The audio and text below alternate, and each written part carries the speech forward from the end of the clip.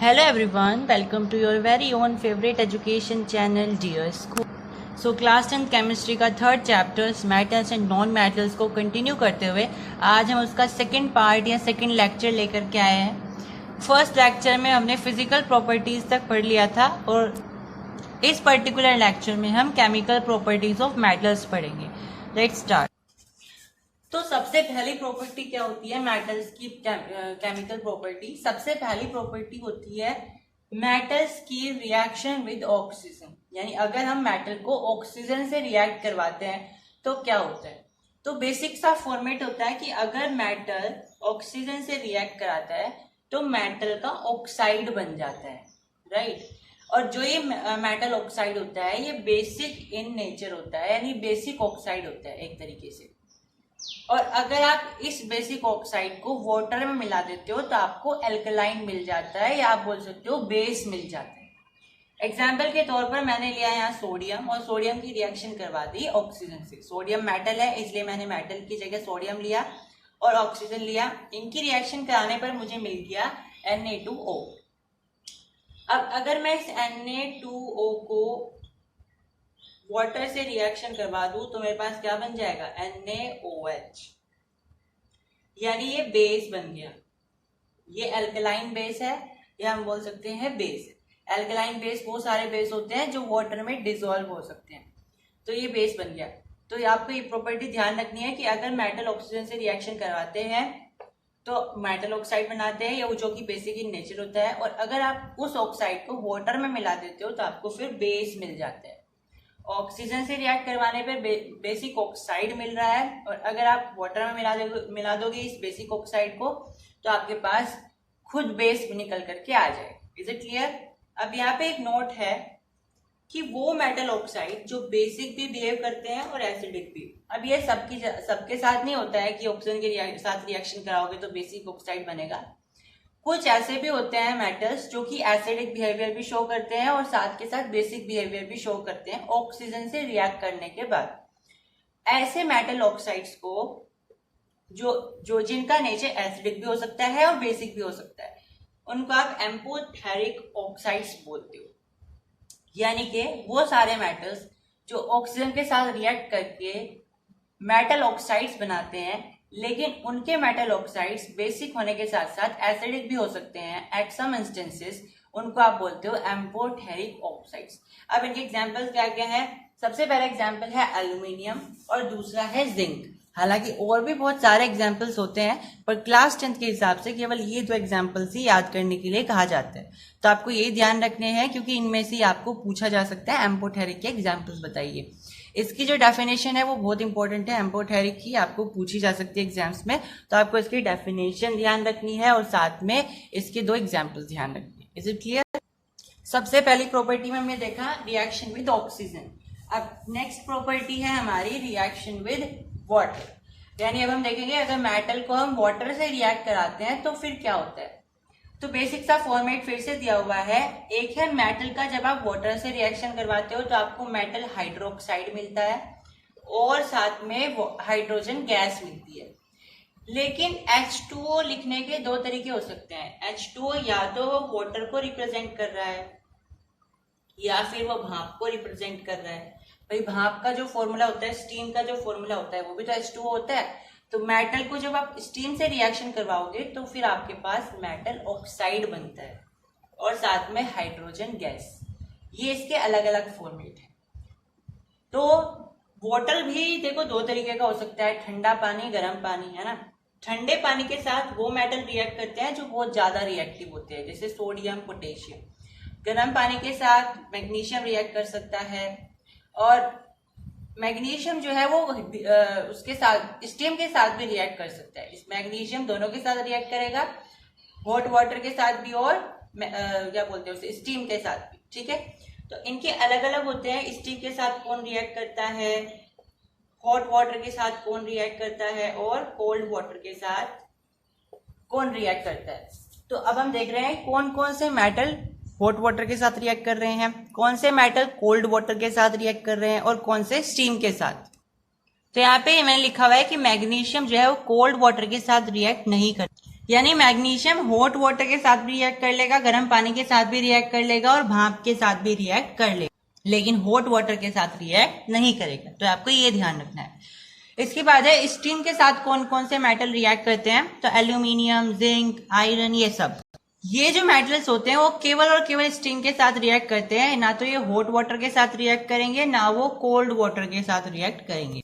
अभी एग्जांपल्स देख लीजिए जो मैंने लिखे हुए हैं यहाँ पे। जैसे पोटेशियम हाइड्रोजन के साथ वाटर के साथ रिएक्ट करेगा तो क्या बनाएगा, पोटेशियम हाइड्रोक्साइड, साथ में H2, क्योंकि मैंने क्या बताया था आपको कि जो पोटेशियम होते हैं और जो सोडियम होते हैं ये सब कोल्ड वाटर के साथ रिएक्ट करते हैं। तो वाटर चाहे कोल्ड हो या हॉट, क्या रिएक्शन करके देगा, मेटल हाइड्रोक्साइड। तो इसलिए यहाँ पे पोटेशियम हाइड्रोक्साइड यानी मेटल हाइड्रोक्साइड बना है। दूसरा है मैग्नीशियम को वाटर से रिएक्ट कराया। अब मैंने बताया था मैग्नीशियम वाटर से रिएक्ट भी कर सकता है, स्टीम के साथ भी रिएक्ट कर सकता है। तो ये वाटर वाला एग्जाम्पल है, इसलिए यहाँ पे मैग्नीशियम हाइड्रोक्साइड बना, और ये ऑक्साइड वाला एग्जाम्पल है, इसलिए यहाँ पे मैग्नीशियम ऑक्साइड बना। तो मैग्नीशियम वाटर के साथ और स्टीम के साथ, दोनों के साथ रिएक्शन कर सकता है। नेक्स्ट प्रॉपर्टी पे बढ़ने से पहले एक इंपॉर्टेंट सा फैक्ट है, ये आपके एग्जाम में कभी कभी पूछ लिया जाता है। अब एक आपको कंडीशन दे दी जाती है एग्जाम में कि जब भी आप कैल्शियम मेटल को, कैल्शियम मेटल समझते हो, एक मेटल होता है कैल्शियम नाम का, अगर आप उसको पानी में डालते हो तो वो ऊपर तैरने लगता है और साथ में उसमें बुलबुले उठने लगते हैं। तो ऐसा क्यों होता है कि वो ऊपर तैरने लगता है? ऐसे ही मैग्नीशियम करता है, पर आपको कैल्शियम का पूछा जाता है ज्यादातर, ठीक है। अब इसका रीजन क्या है वो सुन लीजिए। जैसा कि मैंने आपको बताया, जब भी कोई मेटल वाटर के साथ रिएक्ट करता है तो वो क्या बनाता है, हाइड्रोजन गैस बनाता है। चाहे वो ऑक्सीजन के साथ रिएक्ट करता है, सॉरी क्या बोलते हैं उसको, चाहे वो स्टीम के साथ रिएक्ट करता है, चाहे वो वाटर के साथ रिएक्ट करता है, दोनों ही केस में उसने क्या बनाया था, हाइड्रोजन गैस बनाई थी। समझ में आई? तो जब भी कोई मेटल, ये मान लो पानी है, तो इस पानी में मैंने एक कैल्शियम नाम का मेटल डाल दिया। जैसे ही वो इसमें आया ऐसे कैल्शियम मेटल, वो क्या बनाएगा, हाइड्रोजन गैस बनाएगा, और वो फिर यहाँ से बुलबुले उठने लग जाएंगे हाइड्रोजन गैस के, ठीक है। क्योंकि वो मॉलिक्यूल निकल के कहाँ जाएंगे, पानी में जाएंगे, और पानी में फिर बुलबुले उठने लगेंगे, और जैसे ही बुलबुले उठेंगे वो सब इसके सरफेस के नीचे आ जाएंगे। जैसे ही वो इसकी सरफेस के नीचे आएंगे, ये नीचे नहीं डूबेगा और ऊपर ही तैरता रहेगा, फ्लोट करता रहेगा। समझ में आया? दोबारा से समझिए।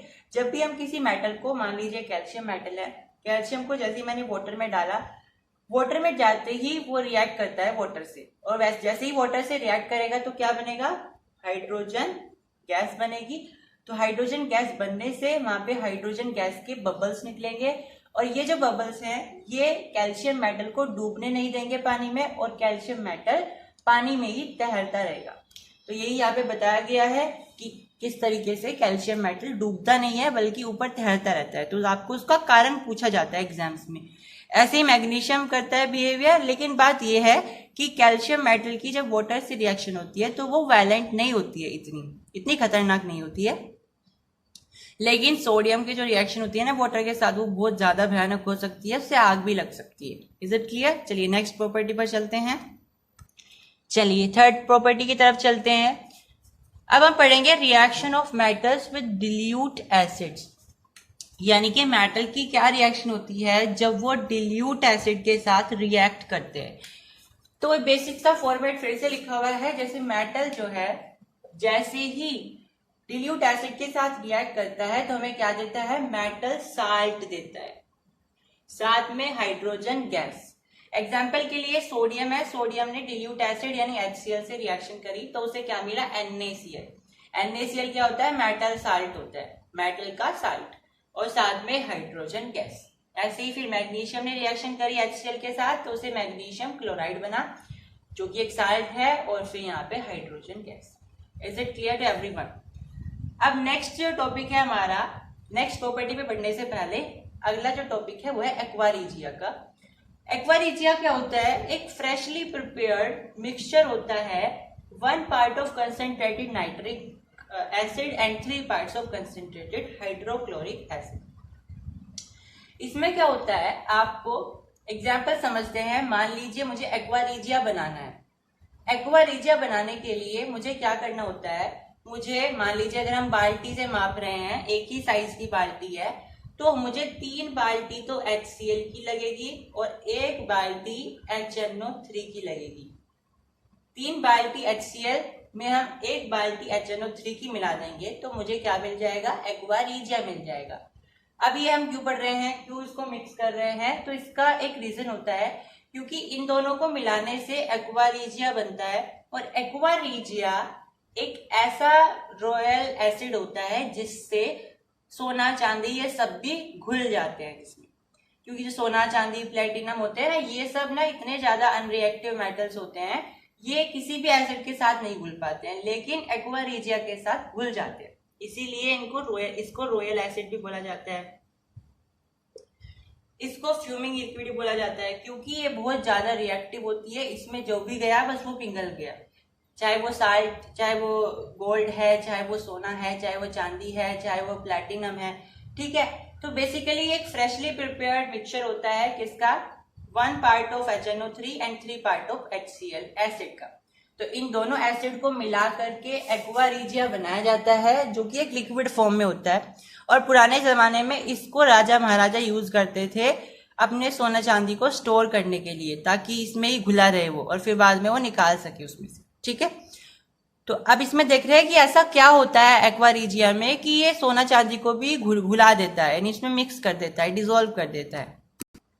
तो चलिए यहाँ पे एक रिएक्शन लिखी हुई है, ये आपको बता देगी कि आखिर ऐसा क्या होता है एक्वा रीजिया में जिससे इतने ज्यादा unreactive metal, gold, silver, platinum, ये सब भी इसमें घुल जाते हैं।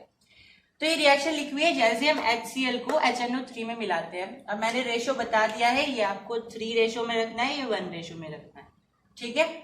ये इसका रेशो होता है। जैसे ये मिलाए जाते हैं आपको यहाँ पे दिखाई देगा कि एक जो प्रोडक्ट मिलता है ये आपके रिएक्टेंट, ये मैंने आपको फर्स्ट चैप्टर में पढ़ाया था, ये रिएक्टेंट होते हैं और ये आपके सारे प्रोडक्ट हैं। तो कुल मिला के 3 प्रोडक्ट बनते हैं। एक प्रोडक्ट होता है H2O, दूसरा प्रोडक्ट होता है NOCl यानी न्यूट्रोसिल क्लोराइड, एक और जो आपके पास यहाँ पे प्रोडक्ट होता है वो होता है नेसेंट क्लोरीन।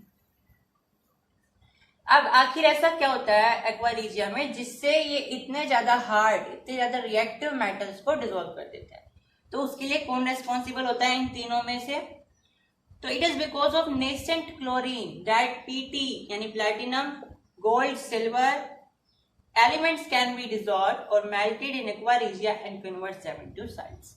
यानी ये केवल और केवल Cl यानी कि नेसेंट Cl यानी नेसेंट क्लोरीन की वजह से होता है कि एक्वा रीजिया इतने ज्यादा अनरिएक्टिव एलिमेंट्स को अपने अंदर घोल देता है और घोल करके क्या बनाता है उनका, वो साल्ट बना देता है। चलिए फोर्थ प्रॉपर्टी है हमारे पास, reaction of metals with salt solution.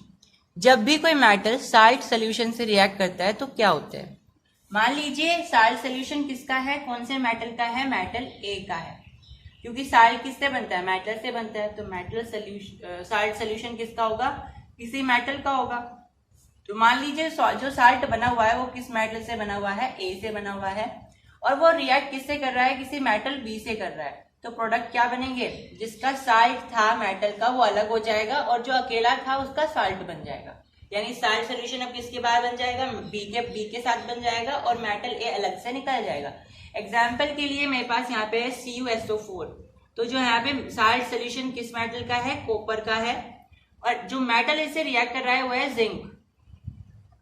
अब होगा क्या, ये जो जिंक है ये इसके साथ रिएक्ट करके जो है साल्ट सोल्यूशन बना लेगा, यानी जो B है उसका साल्ट सोल्यूशन बन गया और जो A था वो अलग से निकल गया। यहाँ ऐसे मैंने यहाँ पे बताया हुआ है, CuSO4 एक मेटल साल्ट है, कोई साल्ट सोल्यूशन है किस मेटल का, Cu का, और वो रिएक्ट किससे कर रहा है, Zn से कर रहा है। तो Zn का साल्ट सोल्यूशन बन जाएगा, यानी कि Zn किसके साथ रिएक्ट करेगा, SO4 से, तो ZnSO4 बन जाएगा, यानी कि इसका साल्ट सोल्यूशन बन जाएगा, और जो Cu था यानी कॉपर था वो अलग से निकल जाएगा। Is it clear. अब कौन किसको डिस्प्लेस कर सकता है, कौन नहीं कर सकता है, ये कैसे पता चलता है,